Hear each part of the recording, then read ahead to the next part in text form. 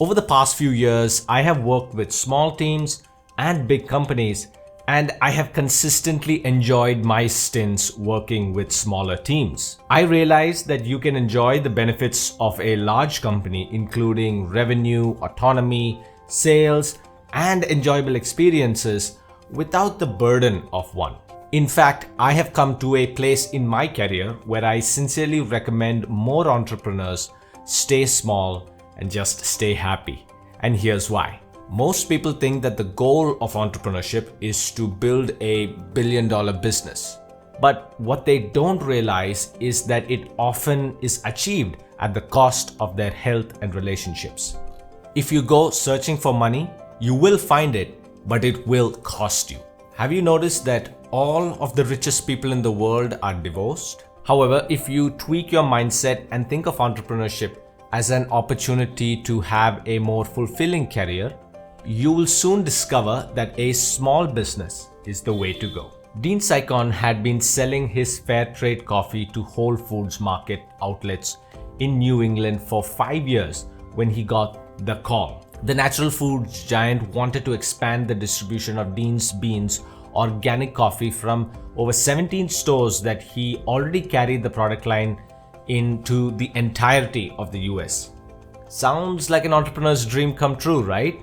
But this entrepreneur hesitated. He said, I looked at what that would do to our company. First, it would require us to add evening production shifts, which we were not interested in because family and quality of life are a big part of our company's culture.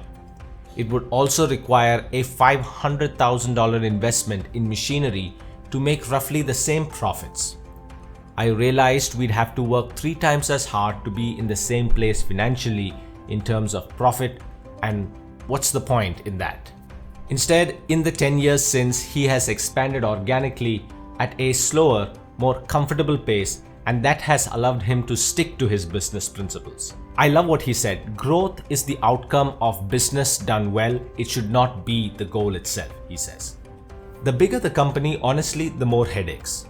For many people right now, entrepreneurship doesn't mean building the next billion-dollar company. It means independence and the freedom to chart their own course. With the prevailing mantra at most Indian startups being bigger is better and growth at all costs, keeping a tight rein on expansion may actually be better for the company because it comes at a cost. Staying small isn't about settling for less. It's about prioritizing what's really important in life and letting that reflect your business priorities. So here are 5 benefits of staying small that may convince you that expansion for the sake of growth is a fool's errand. Benefit number 1 is that you get to focus on value and quality. When you decide to stay small, you can focus on providing higher quality solutions, solving higher value problems. A smaller company can more easily tailor fit their services and offerings to their clients, creating stronger ties, trust, and repeat customers.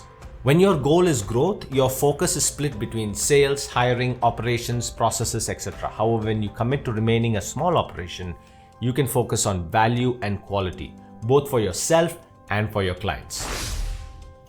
The second benefit is that you get to work with smarter people. Smaller teams means fewer people, and that means you put in the effort to hire the right people for the job.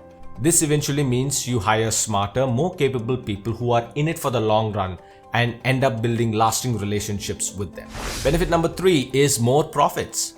One of the biggest areas of expenditure for firms is on human resources, both in terms of time and money, and marketing.